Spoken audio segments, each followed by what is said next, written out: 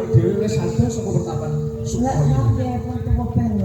Iki ya dhewe ambi ngenteni paman Botok, paman Lumpang ya ning kene ya. Ya wis sampai kesesintan-tane ra. ning iki dalane ning ndi meneh? Aku gak ngerti lho.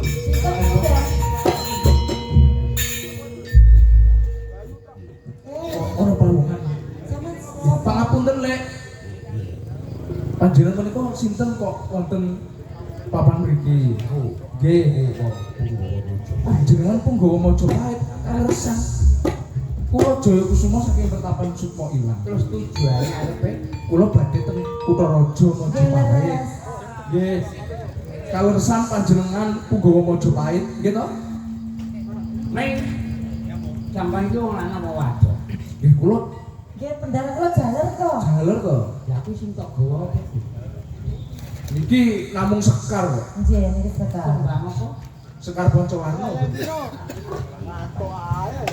Meng ana syarat-syaratane yang segane ape ana ing Kutaraja Majapahit. Punapa? Syarate siji mung. Ditembang kuwi sing gawa kok aku. Lah mengko teko Kutaraja Majapahit tak paringi meneh. Ngono. Ya, Apa iki pompong ana orang dalam sampeyan iki. ora Tapi sampeyan gak ngapusi. ora mengko tekan kono saestu wae sampeyan. Gitu. Kados mengatakan kula ulungake dumateng panjenengan ya.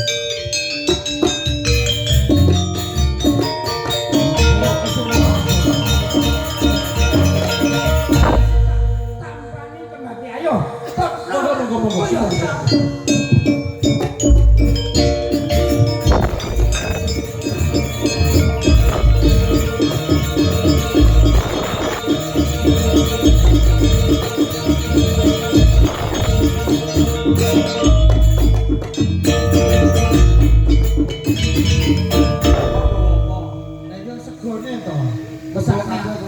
Sego goreng jangan biayu ora. Nyalu biayu to kalau kok ora pirang bungkus.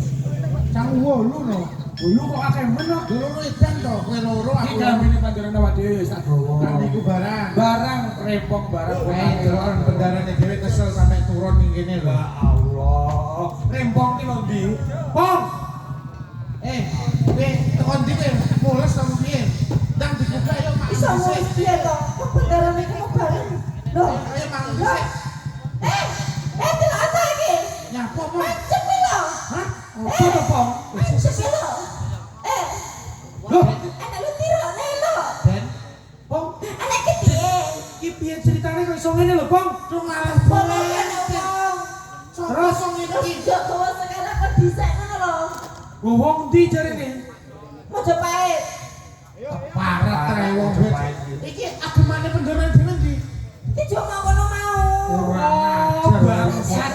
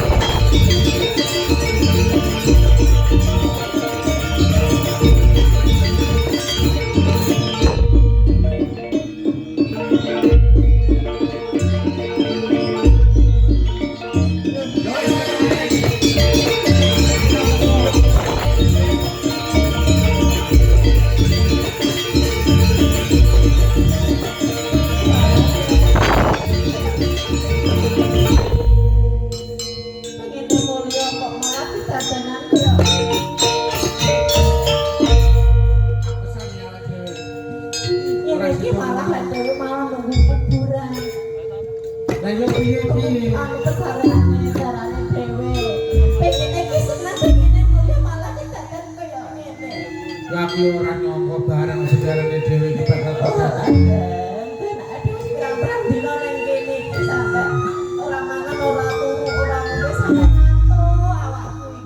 Kowe ngantuk turu wae. Aku sing jaga. Iya.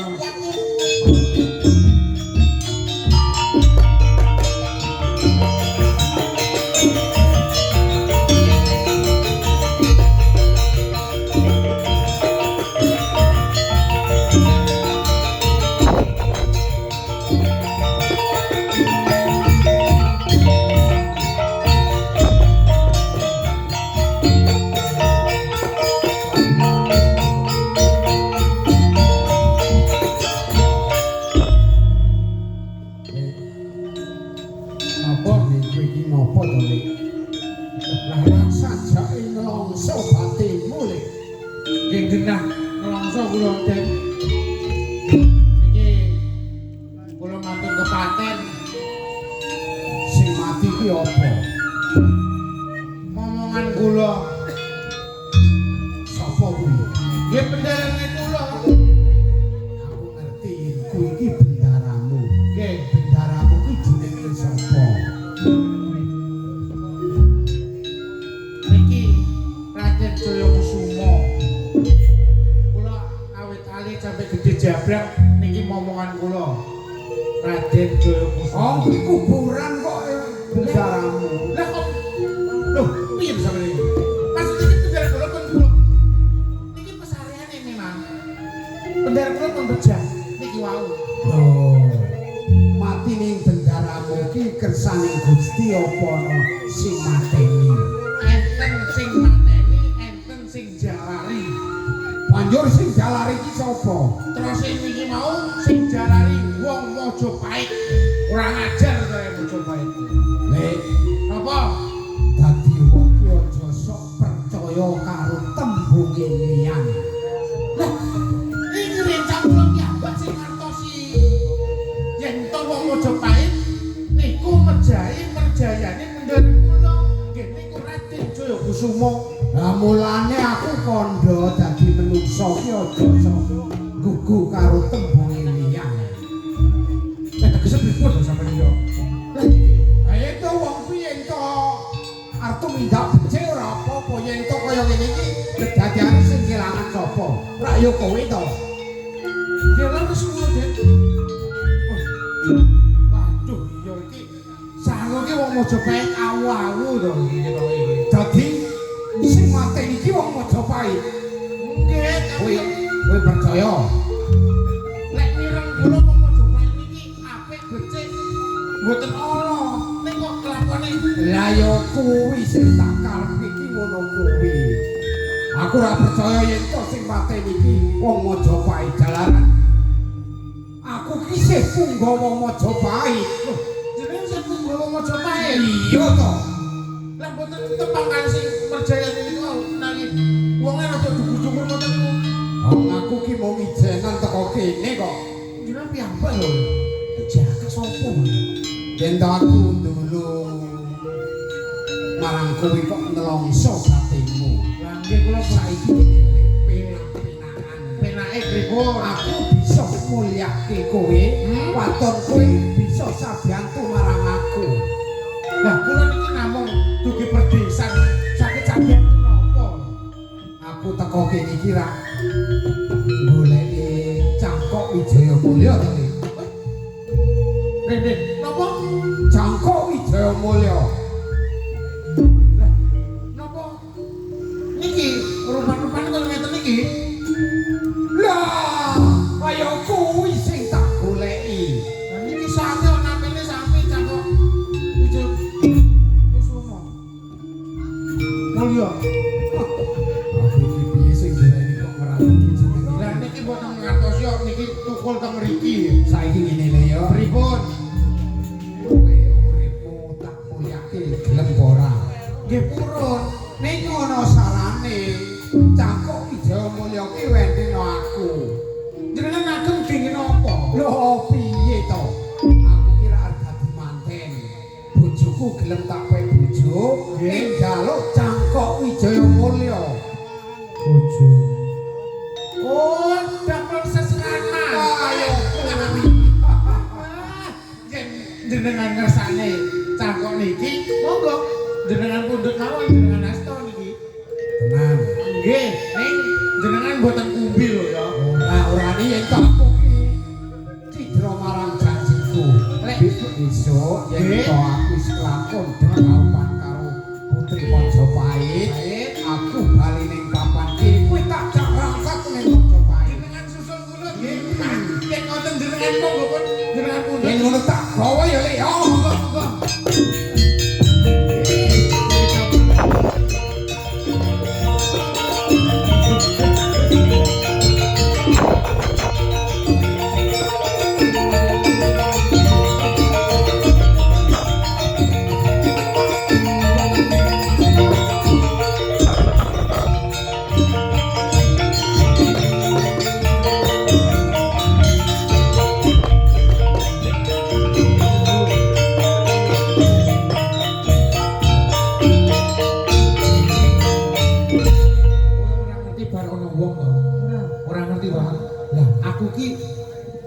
curiga. Curigane. Lah iki mau enek pawongan mundhut Cangkok. Sanu iki sing merjayane penjarane iki wong kuwi. Lah terus Cangkok tak kene kae tak kiting. Awak dhewe nyusul rono gempur sapa ngerti awak dhewe ngerti sing akeh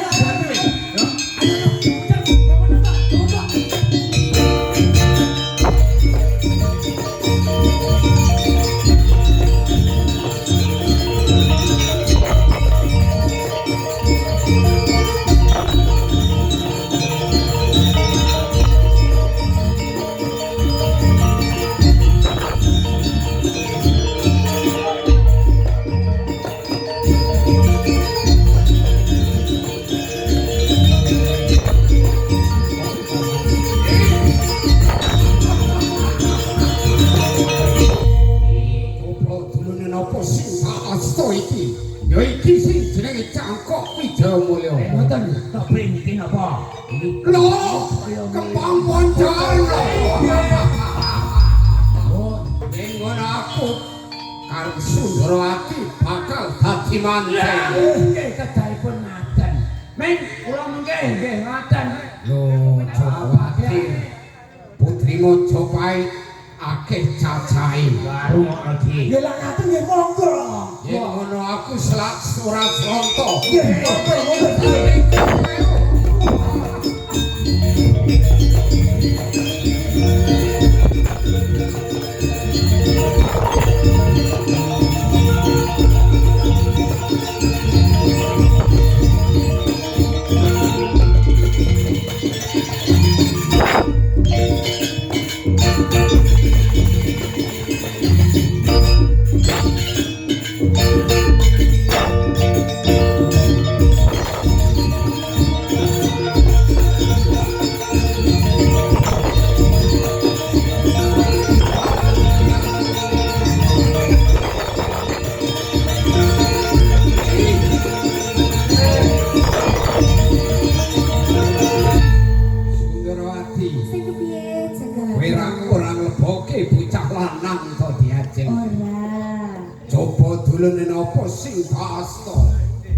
Ya iki sing jenenge Cangkok Wijaya Mulya diajeng. Banjur siramu wis kinasilan segala pilowo. Kaya wis to. Yen to mangkono paringke aku.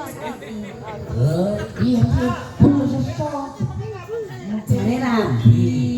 Kok cidra marang Aku janjimu. ora bakal kumbi segala pilowo. Iki sekarang paling tidak.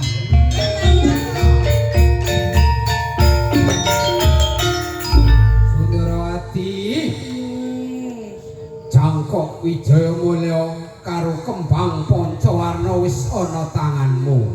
Saiki aku karo kowe dadi manten diajeng. Sik, Lho. sik. Kok sik to? Sliramu lah ya pengen dadi manten to. Ah iya to. Nanging dadi manten kok kaya ngono kuwi. Lah karepmu? Ya kudune ados dhisik. Ya ngangkok. Oh, nggih. Cukur dhisik. Ah, mawi minyak.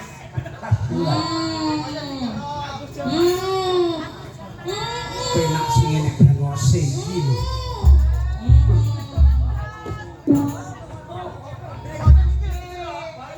Lah, ngono lah ya dipoto setengah bathuk lah ya pantes to, Mbok. Bathuk sing ndi? Bathuk luar. Lah sing iso. Ora, foto. Ora ketok. Oh. Oh iki kecane dipundi. Yen tak rasake opo bener omongi Sundara. Atus nek kondur adu jamas terus salah. Atus jamas. Apa ya ngono? Lah. Yo di aku arep bali yo dia minggu aja nyuwani janji.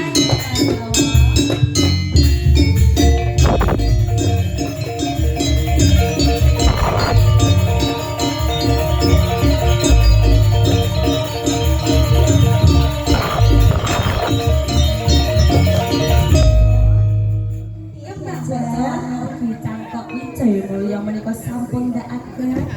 Banjur niki bakal tak sawijikake Kang Mbok.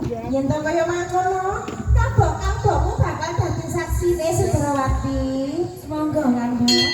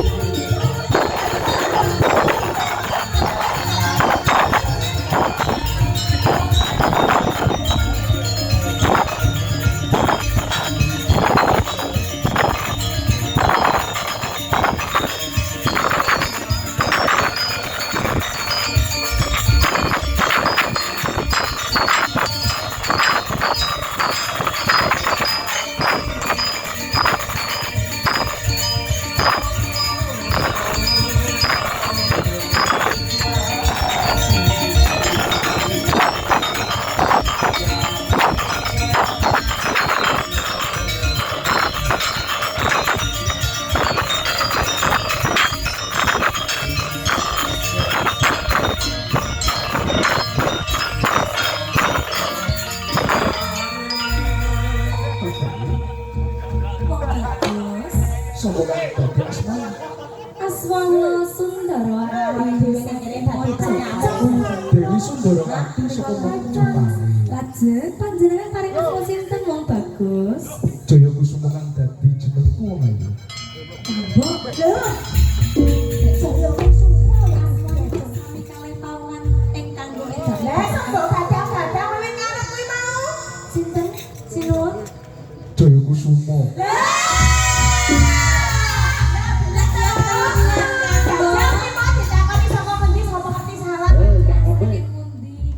Pendapat Sukma ilang.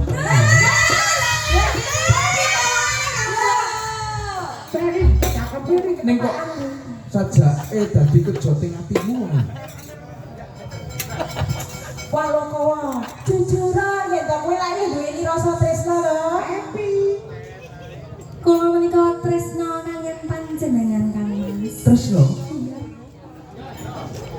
Ini wong ayu. Sing kepiye Kang Mas? Lara-lare kados pundi panjenengan kok saged medal saking kene. Ini Dewi Sundarawati Sing kepiye Kang Mas? ing sekawit slirane ngagem. Cangkok Wijaya Mulya kelawan Sekar Pancawarna. Menika Karena lembet. gak ibaratake kuwi sukma lan ragaku. Dadi yen to aku palastra kaping 7 yen to disawijikake cangkok iku mau kelawan Sekar Pancawarna aku bakal urip maneh. Nanging aku buru ketemu sepisan kelawan slirane wis duweni rasa tresna. Semangat iki kula Kang Mas. Yen to mangkono panjenengan tak boyong wonten ing Mojopahit. Ayo wong ayu tindak Monggo, ngono. Kang Mas. Ayo,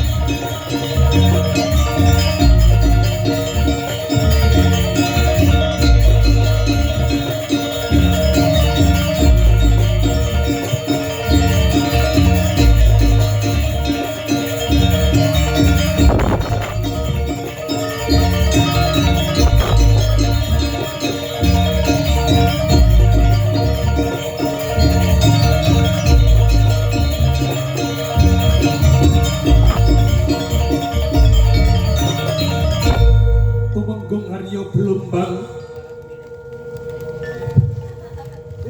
Tumenggung Haryo Blumbang. Injih kula. Sapa Sundarawati kuwi kok gandeng kelawan wong bagus. Kula nggih mboten mangertosi sak menika sinten Lho, pawongan bagus menika. Nuwun sewu pisanan. Jeng kados pundi? Panjenengan paringan asma sinten? Kula Jaya Kusuma. Oh, Jaya Kusuma sinten? Jaya Kusuma. Nggih. Saking kawangan pundi? Pertapan Sukma ilang. Pertapan Sukma ilang. Lah nika sak menika wau Sundarawati kan gandrung-gandrung kalian Jaya Kusuma. Oh, dadi bocah iki Jaya Kusuma. Iya, Sundarawati. menika leres Kang Mas. Jaya Kusuma. Injih sinuwun. Nggonmu tansah apa wis madhep mantep gandeng kelawan kadangku Sundarawati. Kula sampun tegel ginipun kula kepengin salimet kaliyan Dyajeng Sundarawati. Kula Jaya Kusuma kuwi ora gampang mapan ana ing Praja Majapahit. Ngertenono ya, Dimas Jaya Kusuma. Aja nganti duweni watak adigang adigung. Sapa sira, sapa ingsun. Ning yen to tumindak bener tetep dilakoni.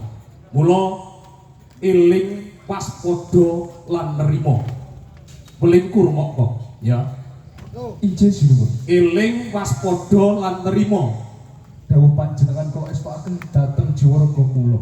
Mula dinane iki aja selak kadaluwarsa ndak dawuhake.